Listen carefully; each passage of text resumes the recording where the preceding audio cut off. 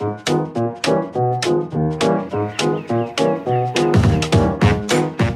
name is Alastair Fothergill. I'm one of the directors of the Chimpanzee movie. And I'm Mark Linfield, the other director of the Chimpanzee movie. A Disneynature Chimpanzee is the story of a wonderful baby chimpanzee called Oscar, and the first 3 or 4 years in his life. And it's a very engaging and I think very heartwarming story.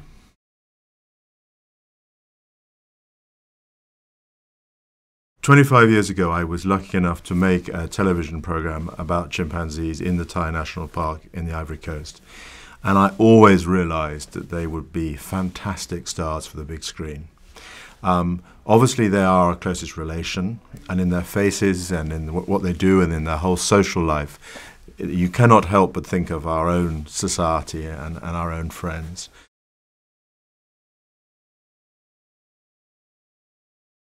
We did actually have an idea of the story that we wanted to film, and of course you have to do that so that Disney know what they're commissioning. Actually, the story that we ended up telling was completely different, because the story that happened in the forest was much better than the one that we wrote.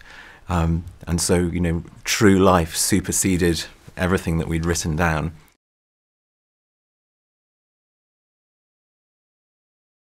We knew we wanted to follow a baby chimpanzee, clearly. So we were looking for a female. And in the group's about 35 strong. There are a number of females who had newborn babies. But interestingly, some of the chimpanzees, some of the mothers were a little bit more camera shy. They were very relaxed with us because, you know, for over 30 years the scientists have been working with them.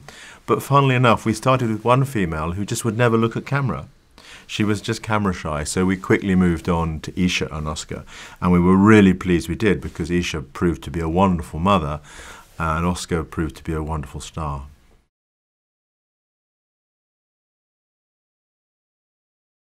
Well, actually, we trialled different styles of narration and music during the production process.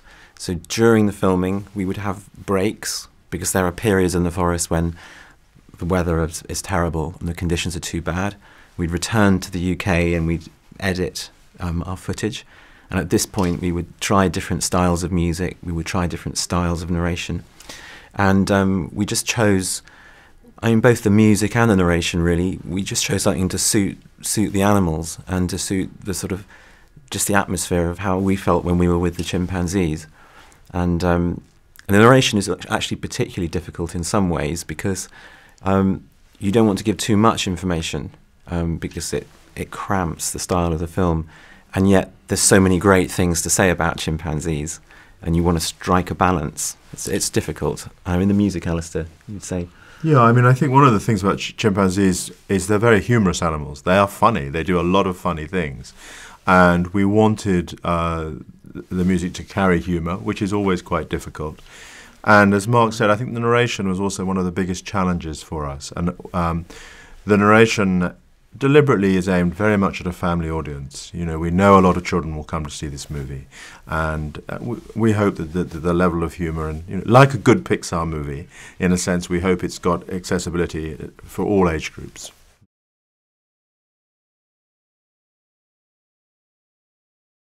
It was a very, very demanding movie to make. The forest is very difficult. You have to carry the camera in the forest. For the cameramen and the guys that were working with the cameraman, it's very physically demanding. For us as directors, I think probably the worst moment was when we knew that Oscar's mother had died. You know, because really, Oscar should have died. And we were halfway through the filming, and you know, it should have been the end of our story. A Disney movie has to end with a happy ending, so we thought we had a really big problem. And I suppose our happiest moment was when Freddie adopted Oscar. That was just so extraordinary. It's so rare, and as soon as we saw it, Mark and I immediately knew we had the real emotional heart of our movie.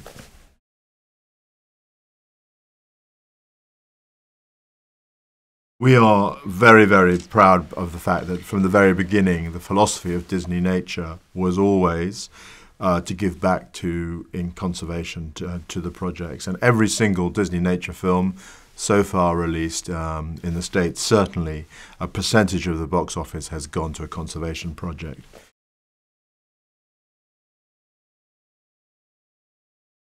If you want the best, strongest possible conservation message, the thing to do is to make a film that allows people to fall in love with the subject. And I think that's what we've all managed to do together on this film, is by the end of the film I think you really care about chimpanzees.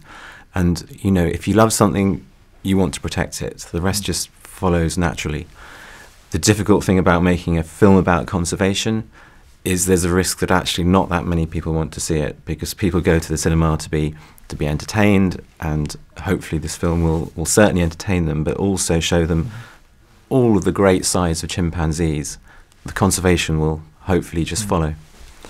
I think today, with this multimedia world we live in, you can release a movie in the cinema and then direct people to a website, and they can find out about the conservation issues in other ways. And certainly the Wild Chimpanzee Foundation has a fantastic website which can show you what they're doing to look after Oscar and his friends.